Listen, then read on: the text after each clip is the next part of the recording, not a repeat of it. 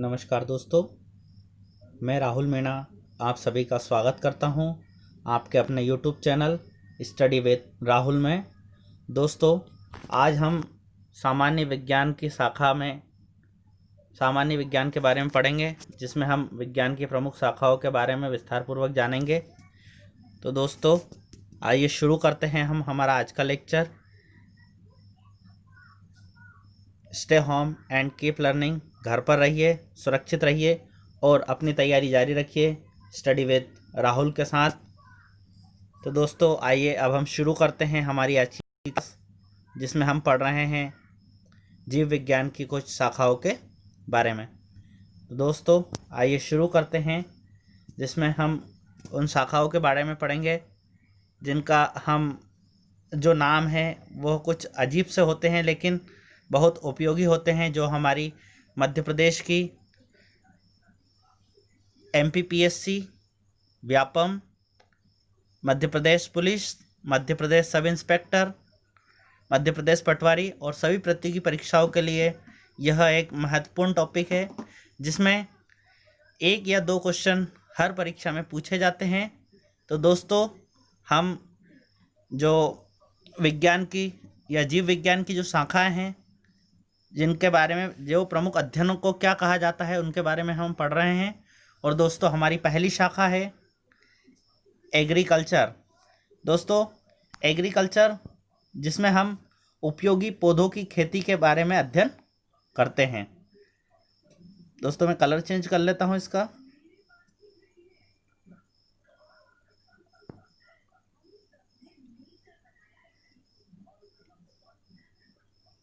चलिए दोस्तों, हमारा अगला शब्द है एग्रोनॉमी, जिसमें हम फसलों की खेती और खेती प्रबंधन के अध्ययन के बारे में अध्ययन करते हैं। हमारा अगला अध्ययन है फाइकोलॉजी, जिसमें हम दोस्तों शैवालों का अध्ययन करते हैं।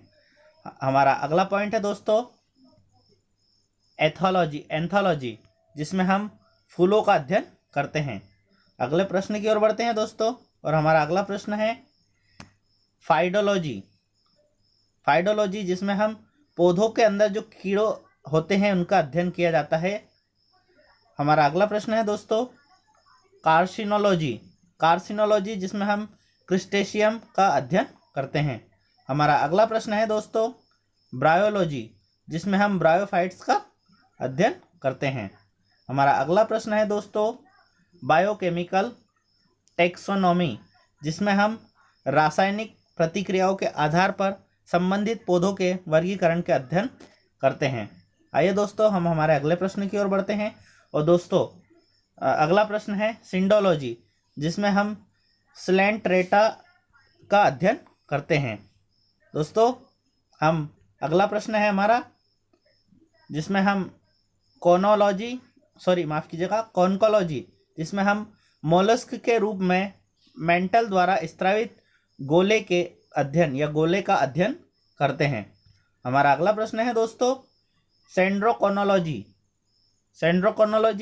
जिसमें हम पौधों के वार्षिक वृद्धि के छल्लों की गिनती का विश्लेषण और गिनती करते हैं।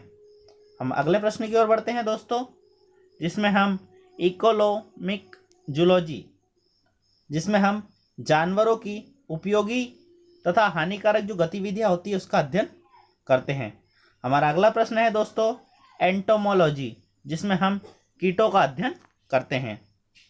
हमारा अगला प्रश्न है दोस्तों इथोलॉजी, जिसमें हम पर्यावरणीय उत्तेजनाओं के जवाब में जानवरों के व्यवहार का अध्ययन करते हैं। हमारा अगला प्रश्न है दोस्तों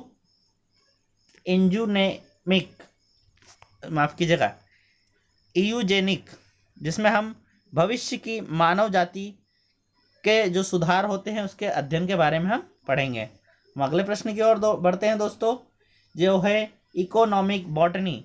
तो दोस्तों, इकोनॉमी शब्द से ही हमें पता चल रहा है कि इसमें व्यावसायिक रूप से उपयोगी जो पौधे होता है उनका अध्ययन किया जाता है। अगले प्रश्न की ओर बढ़ते हैं दोस्तों, जिसमें हम फीडोलॉजी के बारे में, जो फीडोलॉजी है इसे हम सामान्यतः जब मिट्टी का जब अध्ययन करते हैं तो उसे हम फीडोलॉजी कहते हैं। दोस्तों, अगला प्रश्न है हमारा इथेनोबॉटनी, जिसमें हम आदिम मनुष्य और पौधों के बीच संबंध का अध्ययन जो करते हैं उसे हम इथेनोबॉटनी कहते हैं। हमारा अगला प्रश्न है दोस्तों फ्लोरिकल्चर। तो दोस्तों जो फूल देने वाले पौधों का जो अध्ययन होता है उसको हम फ्लोरिकल्चर कहते हैं। हमारा अगला प्रश्न है दोस्तों फॉरेस्ट्री, जिसमें हम फलों और उनके उत्पादकों, इसमें दोस्तों फलों लिखना भूल गए तो आप इसको फलों कर लीजिएगा। इसमें हम फलों और उनके उत्पादकों के विकास और संरक्षण का अध्ययन करते हैं। हमारा अगला प्रश्न है दोस्तों सेरिकल्चर, जिसमें हम रेशम कीटों का अध्ययन करते हैं। अगला प्रश्न है दोस्तों हार्टिकल्चर। हार्टिकल्चर दोस्तों जिसमें हम बागों और बगीचों के विकास और उसके प्रबंधन का अध्ययन किया जाता है, उसे हम हार्टिकल्चर कहते हैं।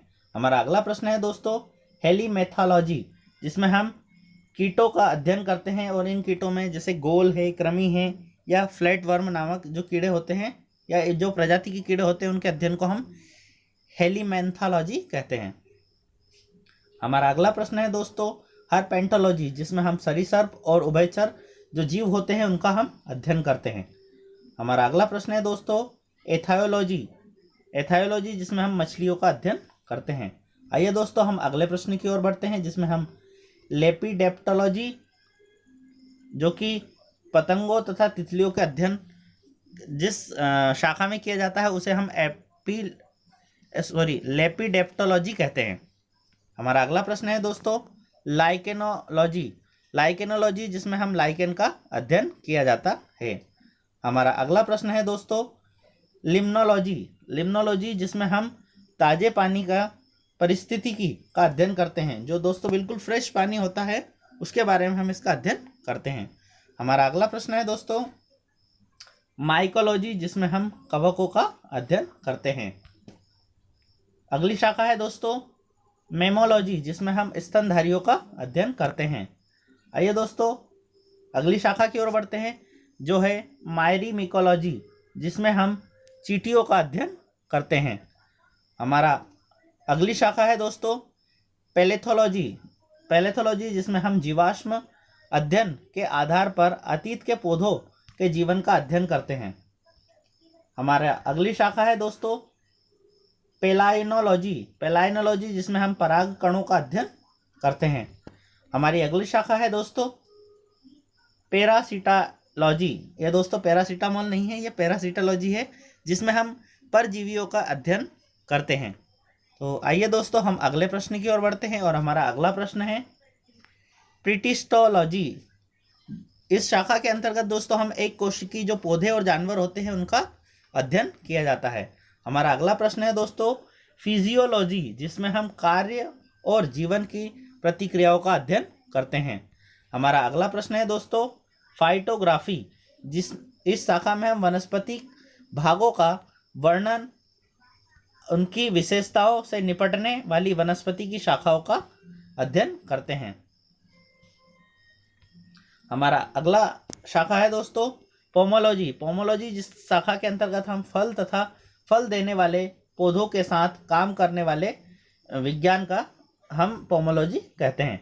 और हमारा आज का लास्ट प्रश्न है दोस्तों, जो लास्ट शाखा है वो है साउरोलॉजी, जिसमें हम छिपकलियों का अध्ययन करते हैं। तो दोस्तों आज के लिए है इतना ही। बने रहिए हमारे साथ। जय हिंद, जय भारत। Thank you.